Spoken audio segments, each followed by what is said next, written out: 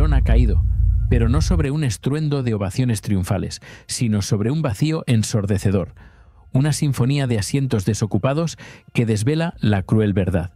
Lo que la prensa vendió como el debut estelar y el éxito arrollador de Terelu Campos en el mundo del teatro se ha revelado como una farsa monumental, una ilusión efímera que se ha desvanecido bajo el peso de la cruda realidad.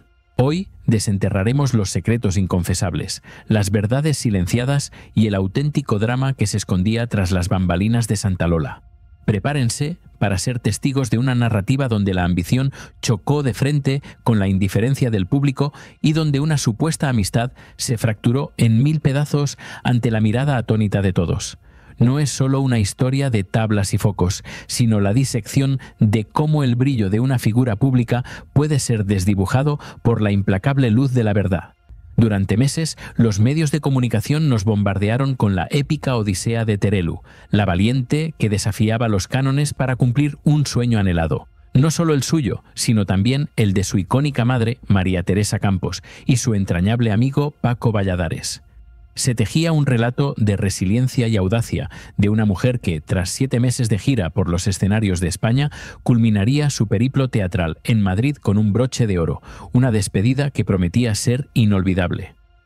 Pero lo que realmente sucedió en la última función de Santa Lola dista mucho de aquel relato idílico. Si aún no formas parte de esta comunidad que busca desentrañar las verdades ocultas detrás de los titulares, te invito a suscribirte ahora mismo al canal de Tus 50 favoritos.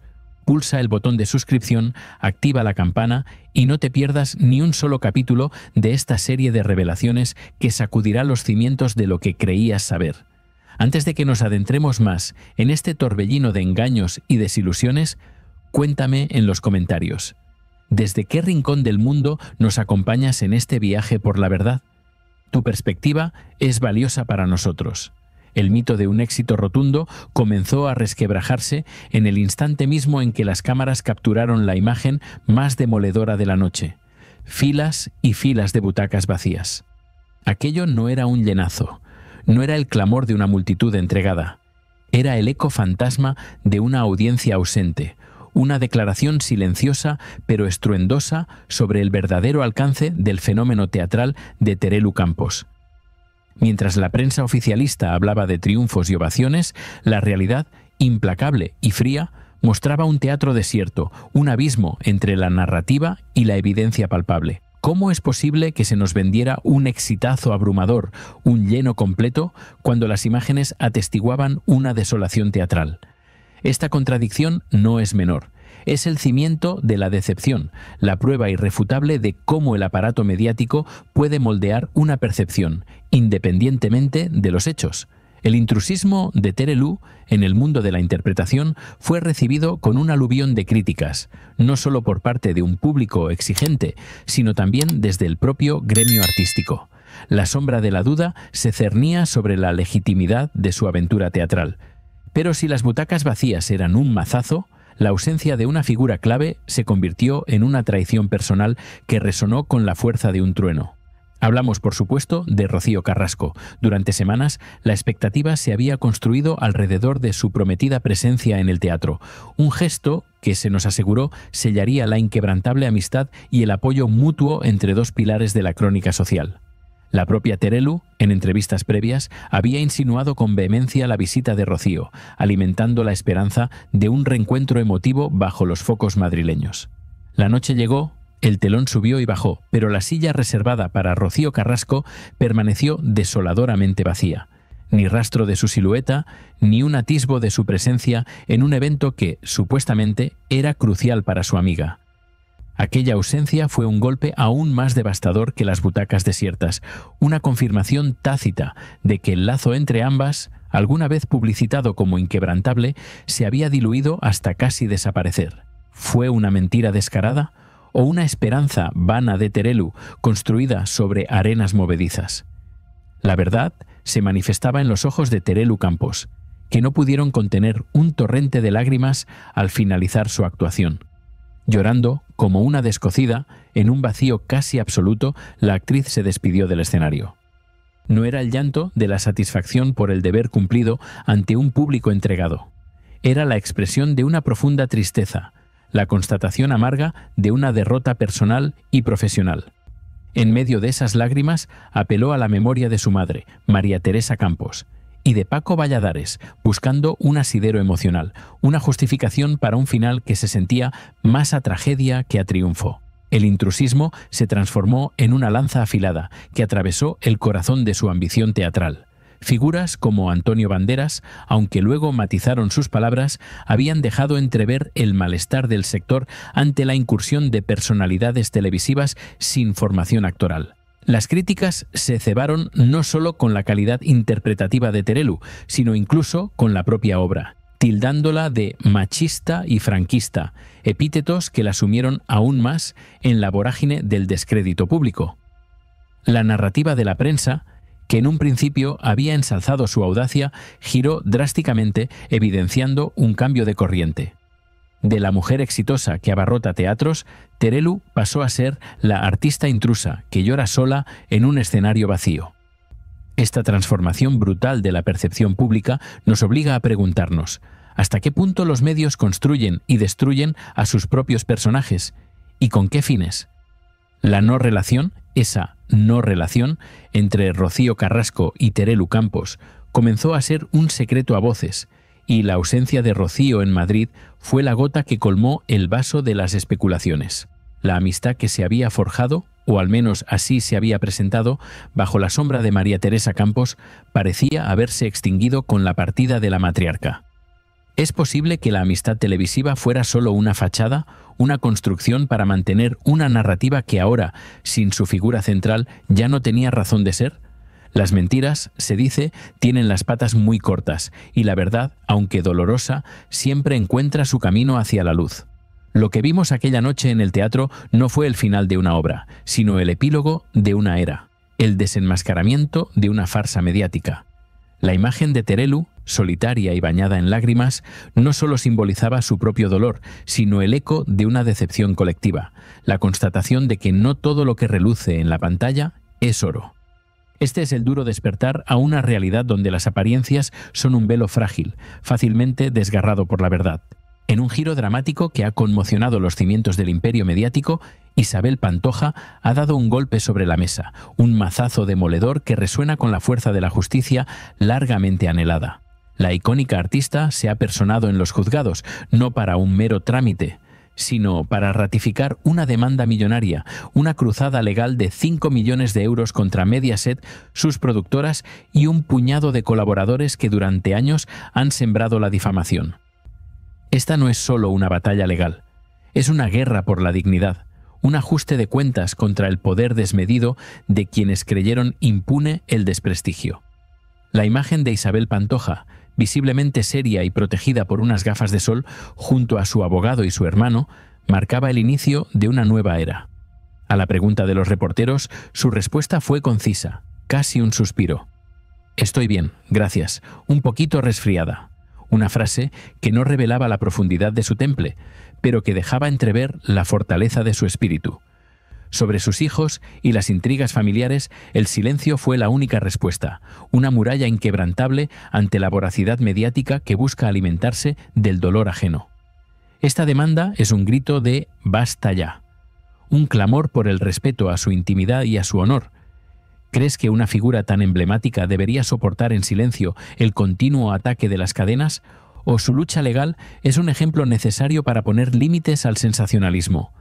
No olvidemos que, hasta hace apenas unos días, algunos colaboradores en Telecinco habían osado calificar a Isabel Pantoja de machista y racista, acusaciones de una gravedad inaudita que, según ellos, vulneraban por completo los derechos de su hija Isa P. Estas injurias no eran meros comentarios, sino zarpazos directos a su reputación, pinceladas venenosas en el retrato público de la cantante. Es un ataque frontal que se ha prolongado en el tiempo, tejiendo una narrativa destructiva que hoy Pantoja se niega a tolerar. La cifra de 5 millones de euros se reparte a razón de 500.000 euros por persona demandada, una cantidad abrumadora que demuestra la magnitud del daño percibido y la seriedad de su propósito. La demanda no se limita al ámbito estrictamente mediático, sino que, de forma sorprendente, apunta también a entornos cercanos, incluso médicos, como Mariló de la Rubia, su íntima amiga, en un intrincado juego de conexiones que promete desvelar traiciones ocultas. Este movimiento audaz es un jaque al rey del entretenimiento, un desafío directo a quienes han utilizado su poder para destrozar vidas con impunidad. El acoso mediático no ha cesado, ni siquiera en las vísperas de esta histórica batalla judicial. Ayer mismo, en un intento por echar más leña al fuego de la controversia, Telecinco llevó a su plató el testimonio de la hermana de Paquirri, la madre de José Antonio Canales Rivera. Todo en la misma línea: seguir arrojando basura sobre Isabel Pantoja, revivir viejas heridas y mantener viva la hoguera de la difamación. Pero ahora la balanza parece inclinarse a favor de la tonadillera, que se ha cansado de ser la víctima pasiva en este teatro de crueldad. Se ha especulado con asuntos de extrema gravedad, incluso con problemas de salud que la artista ha podido enfrentar en la intimidad. Aunque no se filtró públicamente, se rumorea que su diagnóstico médico estuvo pululando por ciertas televisiones, violando de forma flagrante su derecho a la privacidad. Aquí, en Tus 50 favoritos, no entraremos en esos detalles privados, pues desconocemos la veracidad de tales filtraciones, pero la ratificación de la demanda por parte de Isabel Pantoja se apoya precisamente en la vulneración de su derecho a la intimidad, un pilar fundamental de cualquier persona. Pero este no es el único frente abierto en la gran guerra mediática. Mientras Isabel Pantoja libra su batalla en los juzgados, otra voz, la de Julián Contreras Jr., se alza para denunciar la manipulación sistémica y sistemática que permea los programas de televisión.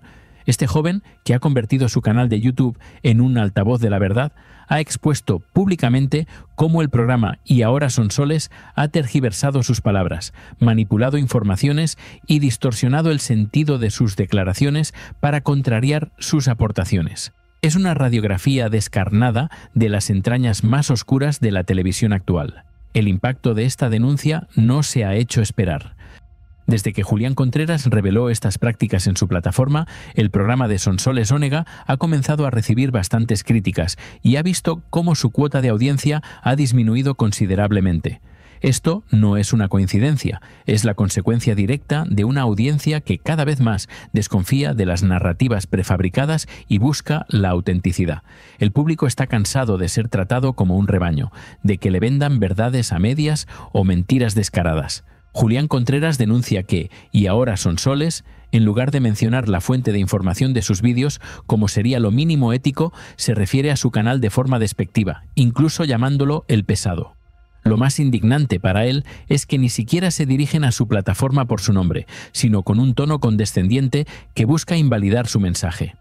Esta falta de respeto a la fuente es una muestra clara de la manipulación, un intento de deslegitimar a quien osa contradecir la versión oficial. Lo que hicieron en el programa fue coger su directo, que duró 1 hora y media, recortar 2 o 3 trozos, juntarlos y cambiar por completo el sentido de su discurso.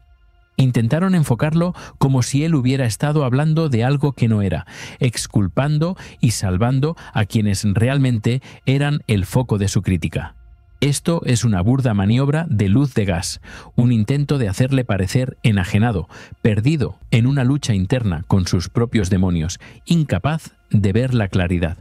Pero Julián, lejos de ser un alma perdida, es una voz que clama por justicia. Julián Contreras deja claro que esto tiene que terminar. No puede haber una empresa que lleve años moviendo los hilos en la sombra, decidiendo quiénes hablan y quiénes callan, quiénes son los buenos y quiénes los malos. Este es un patrón que ya hemos visto con Rocío Carrasco en Telecinco, donde la cadena, bajo el pretexto de defenderla, se cargó su audiencia y dejó destrozada su credibilidad, mientras Antonio David Flores era expulsado y ella recibía un puesto privilegiado en Radio Televisión Española pagada con nuestros impuestos. Es una doble moral que asfixia la verdad. La utilización de la figura de ciertas mujeres para denunciar la violencia de género solo cuando les interesa es otro de los pilares de esta manipulación. 40 años más tarde de sufrir supuestos malos tratos, Antonio David no recibe el mismo trato que otros colaboradores, como Kiko Matamoros, sobre el que también pesan acusaciones graves de mujeres, y sin embargo sigue trabajando en televisión. Esta es la realidad de un sistema que aplica la ley del embudo, según convenga a sus intereses económicos y comerciales. En Y ahora son soles se han sobrepasado ciertos límites, con colaboradoras que intentan dejar a Julián Contreras Jr. muy mal parado. Lo pintan como un pordiosero que vive de beneficencia o que está tirado en la calle. Los medios de comunicación, al servicio de estas agendas, presentan la vida de Julián como la de una persona fracasada en los negocios que ha pedido dinero a sus hermanos y al no conseguirlo los ha criticado públicamente. Pero la historia real es bien distinta. Julián ha pasado por momentos muy delicados y su canal de YouTube es su única herramienta para defenderse, pues intentan silenciarlo a toda costa. Una historia siempre tiene dos vertientes, dos puntos de vista, dos emociones, dos sensaciones, dos todo. Y tú, como espectador, puedes estar de acuerdo con una o con otra, pero la verdad no debe ser manipulada. Julián no está aquí para hacer amigos ni para llorar, está para denunciar y buscar justicia.